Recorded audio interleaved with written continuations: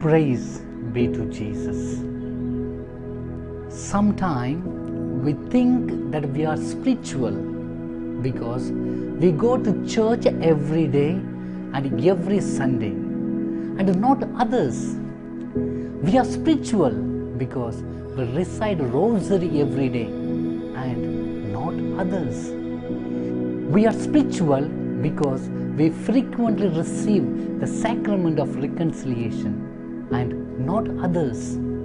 We are spiritual because we make our retreat twice in a year and not others. In fact, many of us are unspiritual and irreligious because our life is centered on self-glorification, self-exaltation and self-righteousness.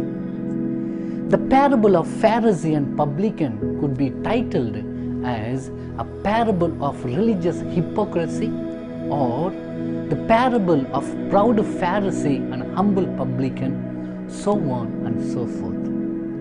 The Gospel of the day invites us to concern about the forms of our prayers.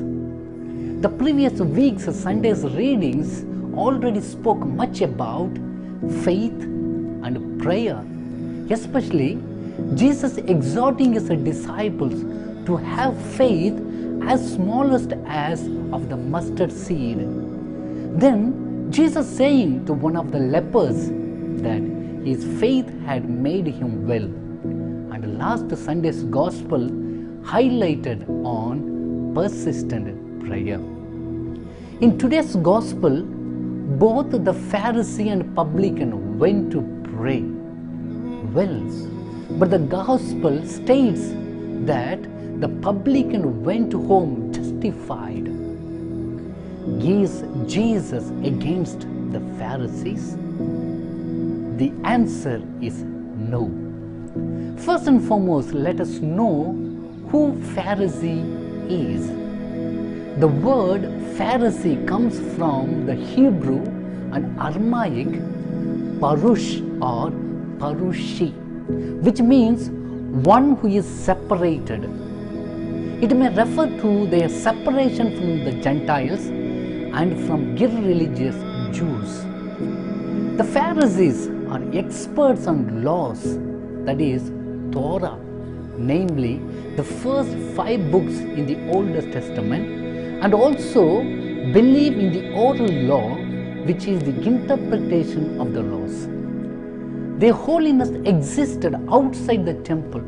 Therefore, they have to maintain the ritual purity by not associating with the Gentiles, and they are mostly middle class people. We need to read and understand the tendency of Pharisees from this viewpoint. Now, who is a tax collector or publican?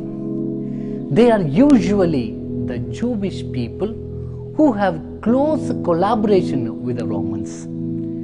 They have to pay franchise fee for the right to collect taxes in their name. They collect more income taxes from the people than what is prescribed by the law of Romans, and anything they collected above and beyond actually are pure benefit for the tax collectors.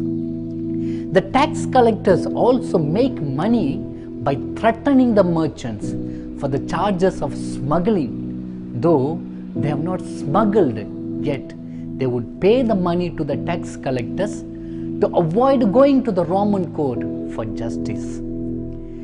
If they refuse to pay, they will be dragged to the Romans with false accusations. Therefore, the tax collectors were despised by their fellow Jews.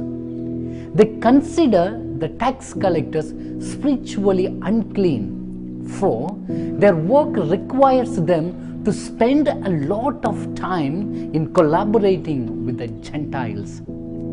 For all these, the tax collectors are seen as worst possible sinners at the bottom rank in the ancient Judea. We need to read the parable from this viewpoint, both of them prayed as they really are. The Pharisee prayed what he had done, and the publican humbly asked God his mercy, for he was a sinner by his act of cheat and unaccountability. What made Jesus to say that the prayer of tax collector is heard and not the prayer of Pharisee? Prayer is usually a communion with God. In the process of prayer, we need to give thanks to God for His blessings received and praise Him for His mighty deeds in our lives.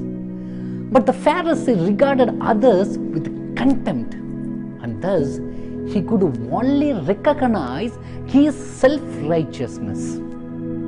Yes, dear friends, prejudice is a learned trait. You are not born prejudiced, you are taught it, says Charles R., an evangelical Christian pastor.